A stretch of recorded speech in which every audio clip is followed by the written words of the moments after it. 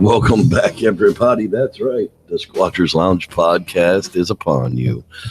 Yeah, shame on me for not having my microphone ready to go, but we're out there now. All right, tonight we're talking about the London Bigfoot Trackway. That's right. A little birdie told me something special or scary or stupid about this thing. I don't know. We're going to figure it all out. Got a couple of replays for you for the Quasi Rewind and the Camping Tips for Stupids. And we'll wrap it all up with a Bigfoot campfire story. That's right. Here we are. It is the last week of March of 2018. Congratulations to everybody that made it in live tonight. We are here. And wow, I totally blew the name on this one. We're now the SKP, whatever that is, the Squatchers Kills podcast. I don't know. We'll change that after the show. Welcome back, everybody. I did happen to find a little bit of news to share with you tonight. So let's go ahead and take a quick peek at that stuff. Yeah, that's the one because, yeah, I know it is showing you my live events on YouTube, but the next page over. The legend of Bigfoot is alive and well in the Santa Cruz Mountains. That's right. Mike is still there in Felton, California. Have you ever gone camping and thought you saw something mysterious in the woods? Unlike his namesake, the Bigfoot Discovery Museum is easy to find. It's a 2-room building of faded artifacts and disputed claims. There's no pretense, no spectacle, no irony. The short, round proprietor stands behind the glass counter wearing a long white beard and a cap that casts a shadow over his bispectacle eyes. He's wary of skeptics, though always ready to preach the gospel of Sasquatch. He had his first encounter with what he calls a mystery primate at the age of 4. But it wasn't until after the .com bubble, when he lost his job in Silicon Valley, that he decided to convert his former art studio into a museum. For the past 13 years, Mike Rugg has been the keeper of all things Bigfoot in the Santa Cruz County, and his shack on Highway 9 has become a repository for alleged sightings and perceived encounters. And I got to tell you, people, if you're anywhere near the Bay Area, it's a quick trip up to Felton. And it's worthwhile. Mike's a good guy. Go support him. Buy a couple of casts from him while you're up there. Keep the place open. The county keeps screwing him over there on Highway 9 and make it almost impossible to get past the museum anymore. So, definitely dig in and find out. There's actually a 14-minute interview that goes along with this. So you can check it out at KALW.org and just search for Legend of Bigfoot and it will pop right up. Okay. Did you know that there's a Bigfoot conference happening less than 2 hours from Cleveland? And you'll want to go, at least according to Kaylin. I need to buy an extra vowel. I'm sorry, but when there's an HLA, there should, Alex, can I please buy a vowel? Wait, it's a different show. Anyhow, Lore City, Ohio, if you're a real investigator and intrigued by things that seem stranger than fiction, you'll be happy to know that there's a Bigfoot conference happening in Ohio. The Bigfoot conference is taking place at the Salt Fork State Park Lodge, of all places, on May 4th, 2019. And if you're even remotely interested in the folklore, you'll probably want to grab tickets soon. Since 2012, the conference has attracted thousands of believers to the festival. Conference goers will see national speakers, investigators, TV personalities, and locals who are all well-versed in the subject of Sasquatch. Among the speakers include Animal Planet's Finding Bigfoot's Cliff Barrickman and James Bobo Fay, along with the professor of anatomy and anthropology at Idaho State University, Dr. Jeff Mongolian Deathworm Meldrum. That's right. While VIP tickets for the event are already sold out, overflow tickets are available for $15. So there you have it. That's at the News 5 ABC in Cleveland. I guess news is a little slow for them this year. All right. Moving right along. Hello, spring. Hearing Bigfoot, a life-changing event, says a Moses Lake man. I guess that's Moses Lake. I have here 15 Ten Commandments. Rick Grasser, who has no doubts about what he had heard on Friday afternoon fishing in the Quinault Indian Reservation. Ruben Estavillo, our Indian guide, wanted to drop the anchor and fish a spot a little longer. Take a breath and talk, said Grasser, and a retired fishing guide and former professional baseball player and a longtime Moses Lake resident. It was March 1st around 3 p.m. It was a beautiful day, Grasser added, and not just once or twice, but 3 times they heard a very loud whoop that echoed through the gorge. I heard it first and couldn't make out the noise over the motor, and just as Reuben turned off the motor, it ended. So they sat quietly in their boat, listening to the wind, waiting to hear that sound again.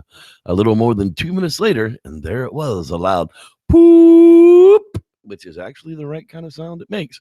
I said, "That's Bigfoot," Grasser said. "No doubt for me what I heard. As sure as I am alive, speaking to you right now, I know what I heard." That, folks, is what we call a Class B encounter. Charles H. Featherstone of the Columbia Basin Herald. That's right, from this week of March 25th. Hey, check it out. redbubble.com/people/Bigfoot Watch. That puts you into the campaigns. Support the Operation Pie Pipe. You can't be here. If you can't be an athlete, be an athletic supporter. That's right. If you can't come to Operation Pie Pie, be an Operation Pie Pie supporter. There's all kind of stuff up here, from coffee mugs that are actually affordable, and they have big mugs for the same price as this mug. Stickers, whatever, throw us a bone. And if you want to find the new home of Bigfoot Campfire Stories, that's right. It is on patreon.com/cryptid corner, and for just $1 general admission, you too can be an athletic supporter. So think about that.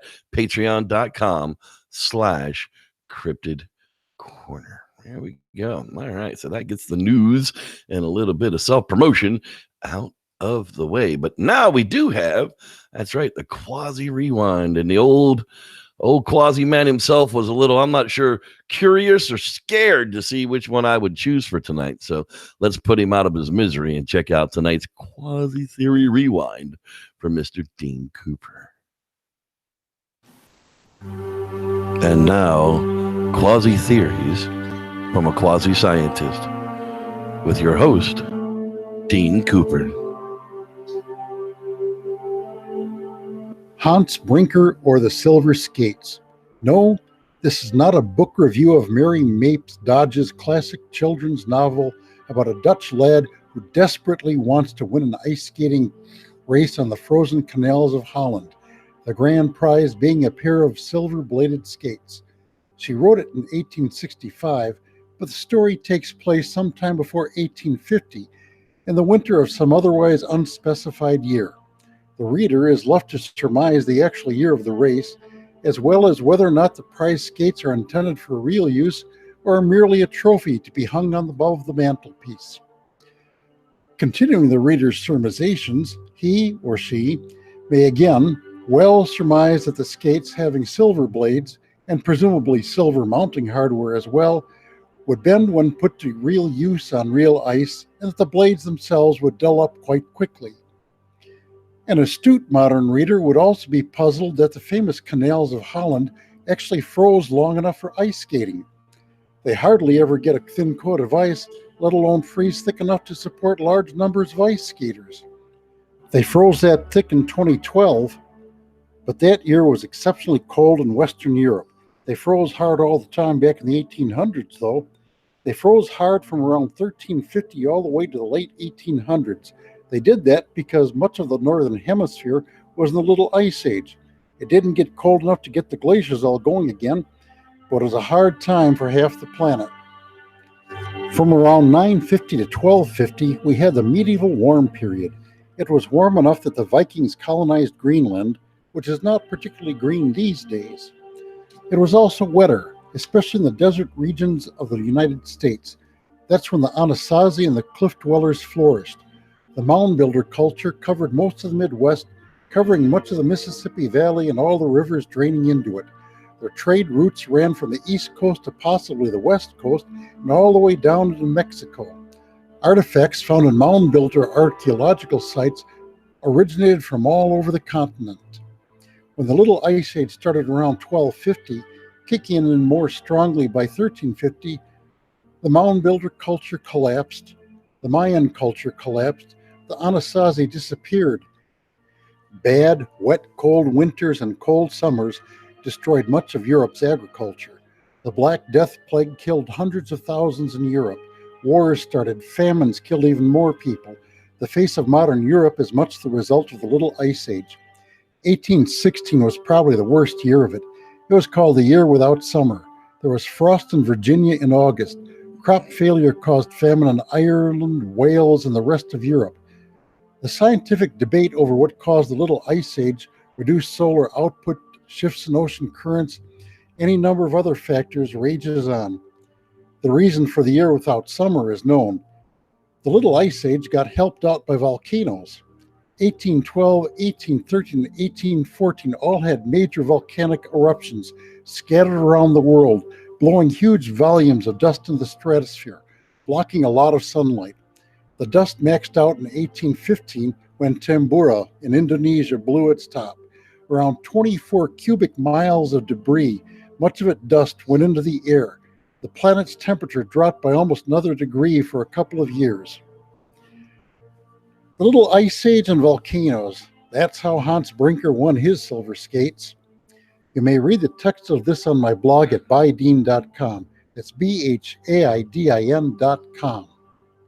Well, there you have it. The Little Ice Age, brought to you by your Quasi Theories, Mr. Dean Cooper. All right. So it did hang out the box and pulled up a camping tips for stupids to go along with this one as well. So let's chill out with a little bit of Gone Camping Channel's Camping Tips for Stupids. Camping Tips for Stupids. Tip number 35. Bear cans. Food storage while camping is an important part of camping, especially in bear country. And unless you're a hippie liberal vampire, safe ways to store food from the red communist bears is essential. And in a lot of places, federal law. That's right. If you don't pack your food away the right way, your hippie entitled liberal ass is going to jail.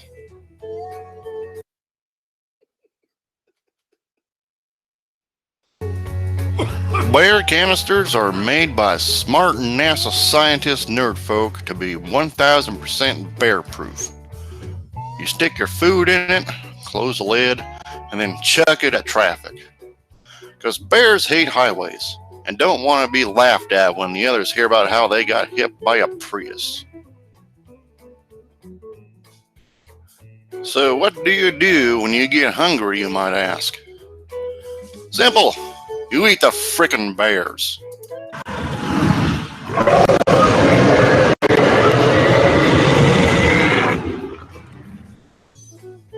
Did I mention I'm a T-Rex today?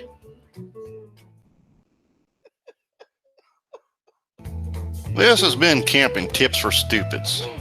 Remember to spay and neuter your idiot population.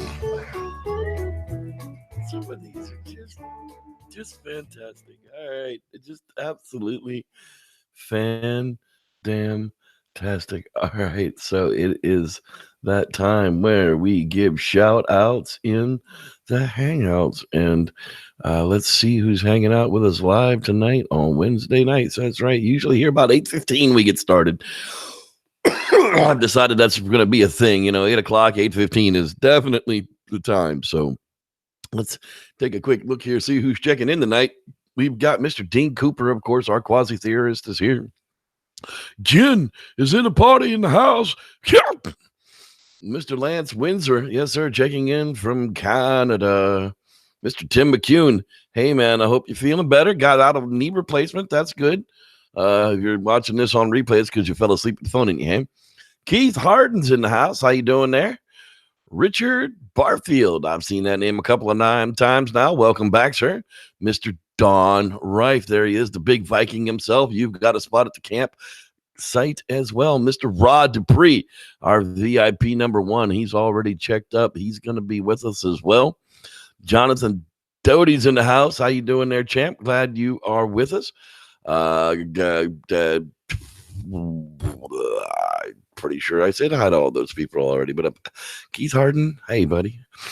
Sam Squanch Rivera's in the house early this week. How you doing there, Sam? Mr. Brown Dwarf is with us as well. Hey. Grab her by the poldies. Yeah, I had to put him in timeout first thing tonight because he tried to fake a wrench on you. So don't be fooled. Poldies has nothing to do with my channel, the prick. All right, let's see here. Who else is in the house with us tonight? I know that there's more because I saw them. Spike Jeff, there's the man.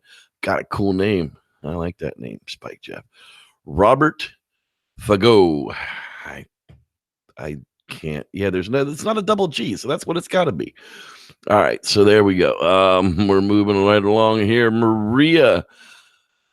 I still don't know. Is it an I or an L? Allegria. Hello, Bella. Glad to see you. So glad you are with us. Edward Epperson. Hi. Howdy. Obsidian Radio got in early tonight as well.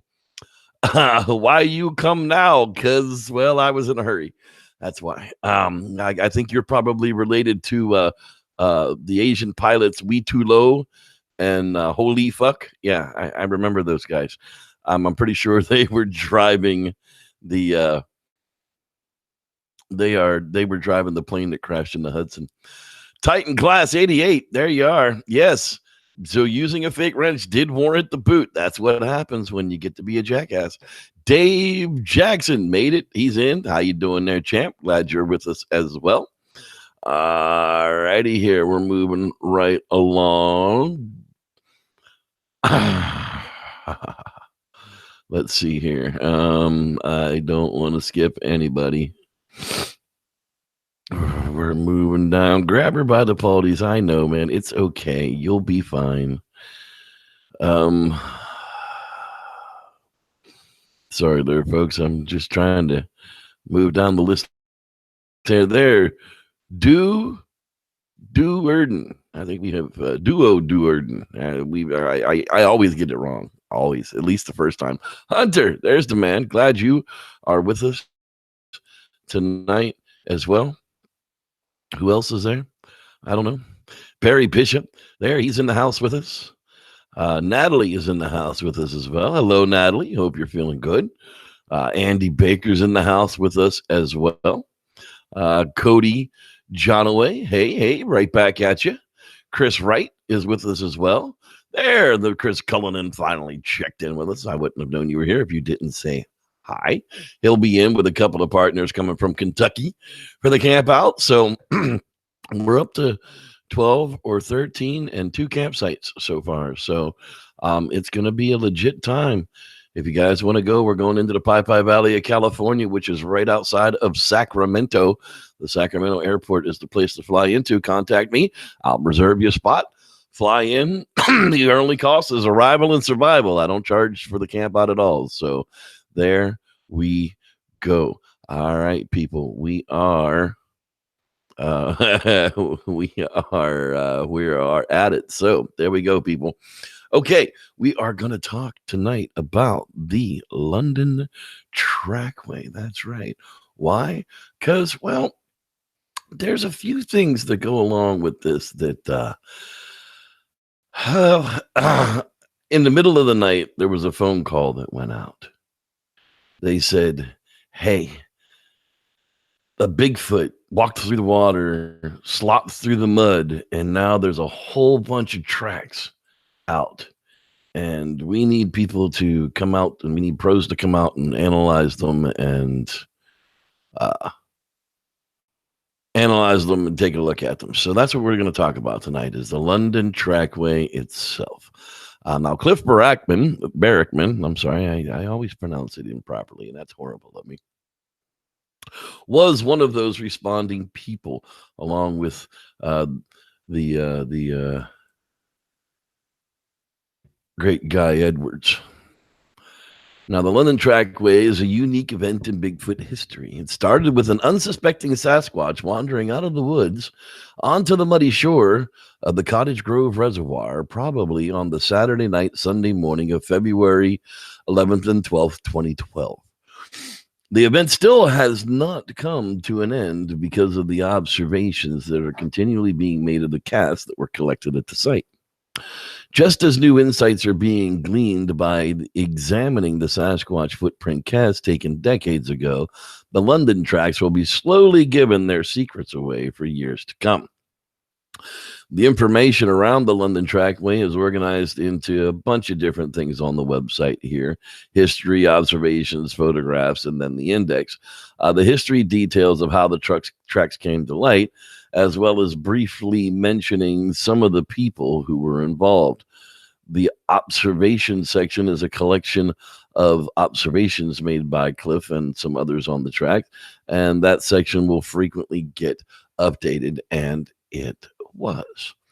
Now, the funny thing about these tracks was there were so many of them. There was 112 tracks, and what they seemed to show were dynamic changes from track to track. As we've talked about on the show before, a track is not necessarily an exact impression of a foot necessarily, but what that foot did while it was making contact in the substrate and the impression that it has left behind. And what the people were impressed about was the toe flexibility and the different track castings. The depths of each one of them were different. I mean, this was the most legit Bigfoot trackway that had ever really been discovered in modern time. The toe impressions and the fourth and fifth digits, are definitely off in this particular thing.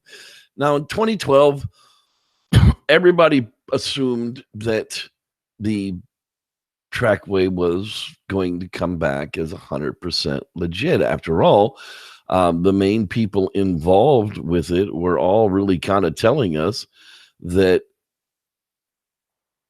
all things were kind of pointing that way. So much so that the relic hominid inquiry, Dr. Meldrum's page there at the ISU, at the Idaho State University page, really goes on and lays out exactly what happened. Now, on Sunday, February 12th, 2012, Max Roy of Eugene, Oregon, walking his dog, happened upon some large human-like footprints near the shore of the Cottage Grove Lake outside of the unincorporated town of London, Oregon. He returned the next day to take photographs of the prints. The first of 4 footprints were found on a muddy berm above the lake bed. When initially discovered, the prints were reportedly in excellent condition, but in the interval before they were photographed, precipitation had filled in the footprints and slightly distorted their previously crisp shape. Word of this find passed through several people until it finally reached Dr. Meldrum on Wednesday, February 5th, reached them. I'm not so certain who. February 15th, 2012. They instructed another researcher, Toby Johnson, of how to cast the footprints. The next morning, they received an excited call from Johnson telling him that there were over 100 footprints previously overlooked in the muddy lake bed nearby. During the winter, the Army Corps of Engineers lowers the lake level, exposing more than 100 meters of muddy substrate, and additional footprints traced a path through this muddy sediment and adjacent to the sandy banks. After they arrived at the site that evening, another investigator, Chris Minier, and cast 72 of the 122 footprints available. Over the next few days, other researchers, including Beth Heikkinen, Tom Powell, Guy Edwards, and others, visited the site and cast more than 24 additional footprints from the trackway. Though the study of this footprints is still ongoing, a number of interesting findings can now be presented. These observations derive from the photographs of the footprints themselves on the ground. So, not going to plagiarize the whole thing of them. I guess it's Cliff that's going into this explanation on the website. However, at this point in time, they're still bought in full bore that they're making conclusions. Three-dimensional scans of the selection of the cast carried out at the Idaho virtual campus of Idaho State. The location of the track finds that fits the description of habitat commonly associated with Sasquatch. The typical step depth from fixed point to blah, blah, blah. Okay, so they're bought in completely that these Trackway is a legit find. This is all the way up in 2013.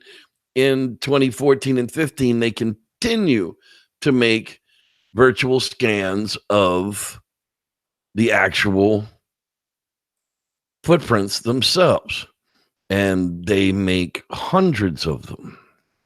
As you can see, they're up to 126 or so in of the tracks. There's number 42 and there's number 44, number 93. Quite a bit of them have been scanned into the system. And as you look at some of these things, you know, they were taken against. They look legit. They really look legit. Everybody really, really, really wanted this to be legit. Unfortunately for us, we started getting updates as early as 2014 that, well, possibly the London Trackway was not a legitimate Trackway and that it was ended up looking more and more out to be a hoax. David and I, my old podcast co-host, and I went into the London Trackway several times. I mean, we were told by the people who were involved with it that it was definitely looking legit. But here, you know, it's later discovered that Dr. Meldrum had a opportunity to examine a small sampling of the London cast obtained by Toby Johnson, Tom Paul, and Guy Edwards at the Primal Peoples Gathering in Washington. And after seeing the cast, Dr. Meldrum also had some concerns about their authenticity. This past week, he sat down with Dr. Meldrum in his office, spent several hours discussing the Trackway and the cast, noted the apparent lack of variation in toe position, and talked about how much change in toe position should be expected if the individual is walking over a flat uniform substrate. We agreed that there should be relatively little variation, but indeed some. While closely examining the photographs of the cast, they discovered several examples of toe variation that were greater than first noticed, both on the relative depth and splay. These examples occurred when the substrate changed from mud to sand, and at the point where the creature walked up a slight incline towards the shore of the reservoir. If you search it out today, you're going to find that they've pretty much declared it a hoax. Somebody took the time to go and hoax all of these footprints. And I'm pretty sure the thing that kind of really cheeses me off about this, and I've been in some groups and been thrown out of some groups over it, is the fact that who did it is known, but it hasn't been exposed. I'm pretty positive that they know exactly who went out and faked these tracks, and they supposedly know why they faked these tracks, and they faked these tracks to fool these exact types of people who claim to be experts in the matter of Sasquatch. You know, I don't know what to think about that. It's like, if you know they're a dirtbag and they're still lurking in the Bigfoot community, why haven't you exposed them and run them out? Sort of like, I've recently heard that Dr. Meldrum is now aware of Todd Standing's hoax puppetry videos and is no longer in support of anything Todd Standing does. Really? When we were reading stuff a couple of weeks ago where he was worried about how he looked back in 2009, didn't want to get on board with somebody that might be hoaxing something, but all of a sudden it was okay for Todd as long as the money was holding out. Now that the money isn't holding out anymore, he's been made aware of what the community has been abound about, and he is flabbergasted with his participation with such a fella. However, this never came from Dr. Meldrum's mouth, his page, nor anything with his name on it. It was actually something that was stated, I believe, by James Bobo Fay when our boy Wes, your old pal Wes, put him on the spot about it. Finally, there was some response to it, but it never came from Meldrum. And the question is when is Meldrum going to say that in public? When is Meldrum going to take responsibility for this kind of stuff? Yet another hoax that Meldrum helped propagate, filled everybody's minds with hope, and then 3 years later, it's never even been announced by him nor Cliff that it is a hoax. Let's get it out there. Let's have a special on the London Trackway, and let's tell everybody what to avoid, how to not make the mistake when some asshole's trying to do this type of thing to the community. But hey, who am I? I'm just probably the most honest podcaster out there when it comes to Bigfoot. No matter what you think of me personally, I'm not going to lie to you about this stuff. Why? There's just no need to. The creature is special enough. It's out there. And if you look hard enough and long enough, you're liable to run into one or at least hear one like we heard in the news earlier tonight. So with that, we're going to wrap this edition of the Squatchers Lounge podcast up with a Bigfoot campfire story. And I will see all of you again next week. That's right. It'll be April. We're starting April. So thanks everybody for being here. And may the Squatch be with you.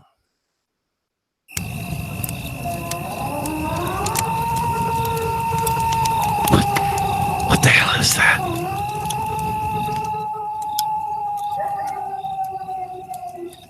A late hello to Donald Fuller, by the way. I don't know about you, but I'm pretty sure that was a Bigfoot.